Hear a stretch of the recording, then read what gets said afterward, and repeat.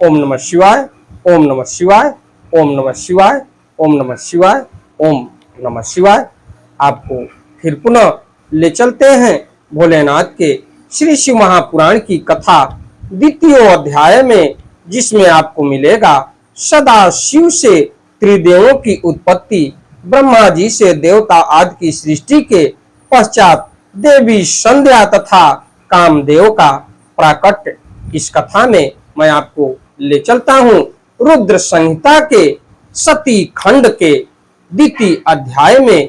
तो भोलेनाथ के श्री शिव महापुराण की कथा जिस घर में होती है उस घर में कभी भी किसी भी प्रकार के असाध्य रोगों का प्रवेश नहीं होता। इससे पहले विघ्नों को हरने वाले भगवान गणेश और विद्या की प्रदायिनी मां सरस्वती के श्री चरणों में शीश नवाते हुए विनम्र निवेदन करूंगा कि हमारे देश संसार में जहां भी भोलेनाथ के श्री शिव महापुराण की कथा हो रही हो उसे संपन्न करने में अपना पूर्ण योगदान दें। उसके साथ साथ हमारे ऊपर भी अपनी कृपा बनाए रखें कि मैं अपने मुखार बिंदु से भोलेनाथ के श्री शिव महापुराण की कथा को जो भी शिव भक्त प्रेमी हैं उनके तक पहुंचाने का पूर्ण प्रयास करूं और इस कथा को सुन के अपने पुण्य के भागी बने। त्वमेव माता च पिता त्वमेव बंधुश्च सखा त्वमेव विद्या द्रविणम त्वमेव सर्वम मम देव देव। तो आपको संस्कृत और उसका उच्चारण हिंदी तक पहुंचाने का पूर्ण प्रयास करूंगा। तो जहां तक हो सके हमारे चैनल को लाइक करिए, शेयर करिए और हमारे वीडियो को देखने का पूर्ण प्रयास करिए। तो आइए चलते हैं, हम आपको संस्कृत और उसका उच्चारण हिंदी तक पहुंचाने का पूर्ण प्रयास करूंगा। तो सूत उवाच, सूत जी बोले, इत्याकर्ण्य वचस्तस्य नैमिषारण्यवासिनः प्रपच्छ च मुनि श्रेष्ठ कथाम पाप प्रणाशिनी। तो उसके बाद हे नैमिषारण्य निवासी मुनियों, ब्रह्मा के इस वचन को सुनकर नारद ने पुनः पापों को नष्ट करने वाली कथा हमसे पूछी। तो आगे आपको ले चलते हैं। नारद उवाच, नारद जी बोले, विधे विधे महाभाग कथाम शंभो सुभावहाम श्रृणुवन भानुमुखा भोजान्न तृप्तोस्मि महाप्रभो अतः कथय तत्सर्वं शिवस्य चरितं शुभं सती कीर्त्यनिविंतम दिव्यम श्रोतुमिच्छामि विश्वकृत सती ही कथ मुक्पन्ना दक्षदारेषु शोभना कथम हरो मनश्चक्रे दारा हरण कर्मणि कथम वा दक्ष कोपेन त्याक्त देहा सती पुरा हिमवत् नया जाता भूयो वाका समागता पार्वत्याश्च तपोत्युग्रम विवाहश्च कथम तत्पुरुत कथ मर्ध शरीर संस्था वभूव अस्र नाशिनः एत सर्वं समाच्छच्छ विस्तरेण महामते नान्योस्ति संशयच्छेत्ता तत्समनो न भविष्यति।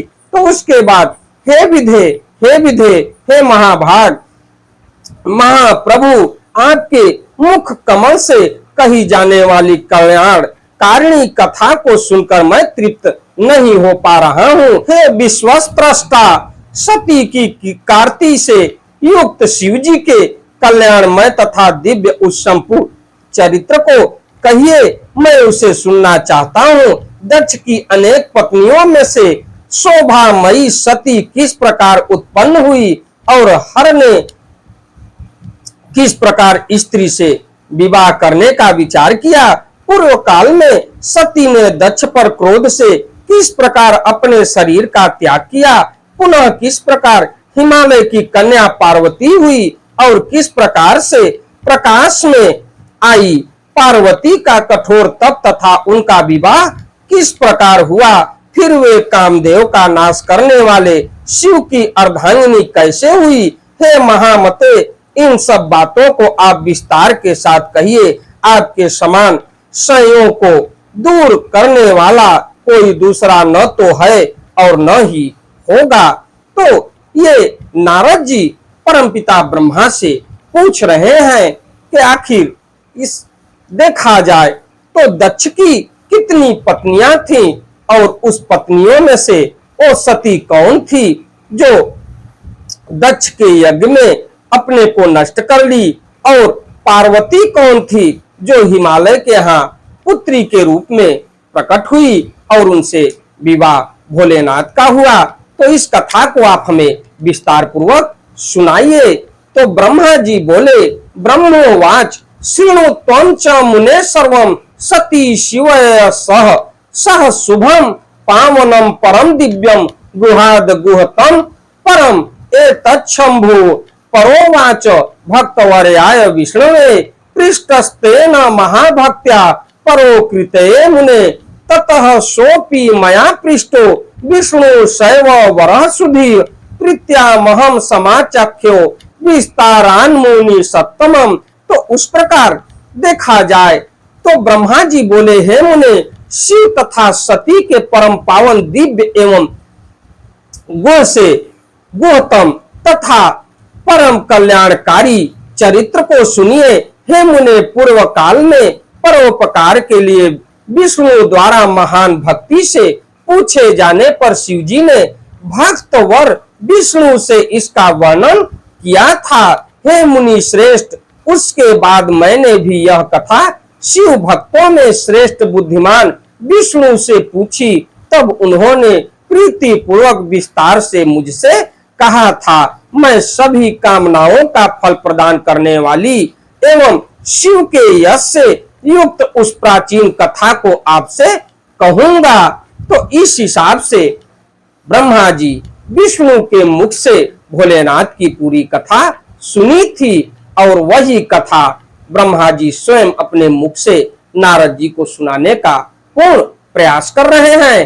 तो अहम तथ्य श्यामी कथा में ताम पुरातनी शिवा शिव यशो उत्तम सर्व काम फल प्रदाम पुरा यदा शिवो देवो निर्गुणो निर्विकल्पकः अरूपः शक्ति रहितश्चिन्न मात्रः सद सतत्परः अभवत्सर गुणसोऽपि द्विरूपः शक्तिमान प्रभु सोमो दिव्याकृतिर्विक्रह निर्विकारी परात्परः तस्य वामांगजो विष्णु ब्रह्मा हम दक्षिणांगज रुद्रो हृदयतो जातो भवच्च मुनि सत्तमः। तो इस कथा को कामनाओं का फल प्रदान करने वाली शिव के यश से युक्त उस प्राचीन कथा को आपसे कहूंगा। पहले भगवान शिव निर्गुण निर्विकल्प रूपहीन शक्ति से रहित चिन्ह मात्र एवं सत असत से परे थे। फिर हे विप्र, वे प्रभु सगुण द्विरूप शक्तिमान उमा सहित दिव्य आकृति वाले विकार रहित तथा परात्पर हो गए।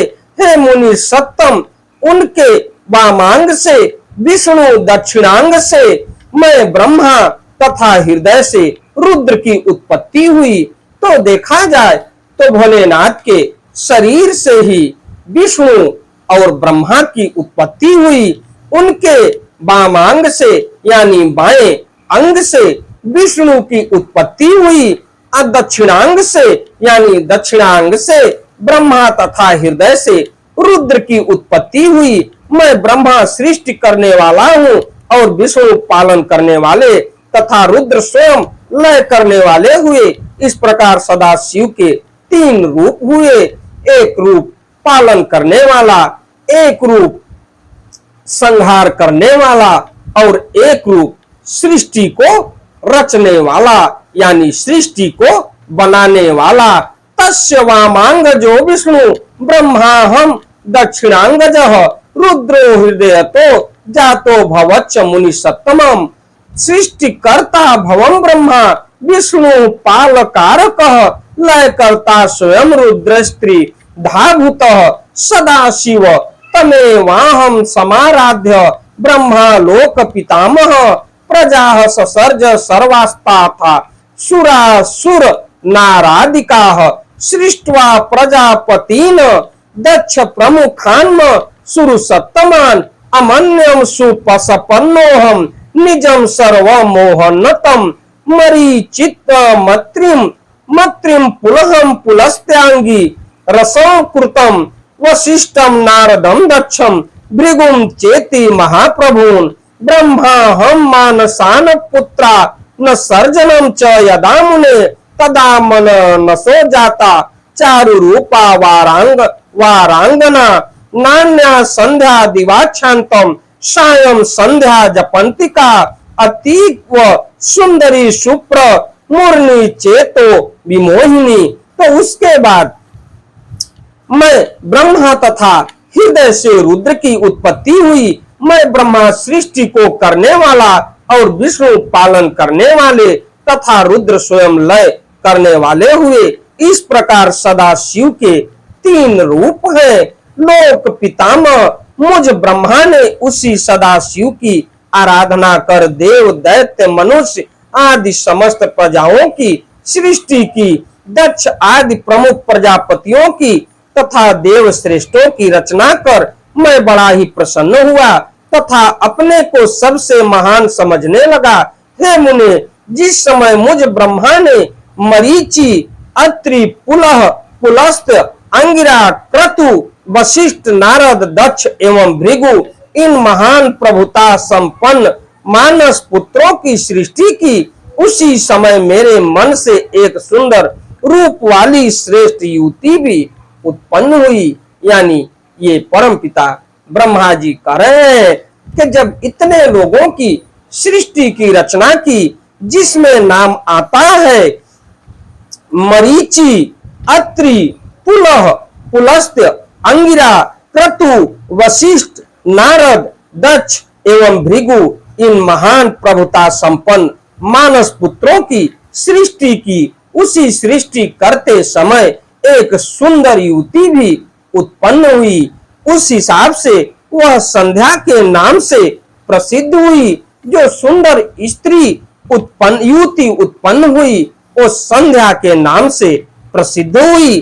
जो प्रातः संध्या तथा सायं संध्या के रूप में क्रमशः दिवाच्छांता तथा जपंतिका कही गई, वह अत्यंत सुंदरी, सुंदर भवों वाली तथा मुनियों के मन को मोहित करने वाली थी। संपूर्ण गुणों से युक्त वैसी स्त्री देवलोक और मृत्युलोक और पाताल लोक में न उत्पन्न हुई थी, न है और न तो होगी। वह संपूर्ण गुणों से परिपूर्ण थी।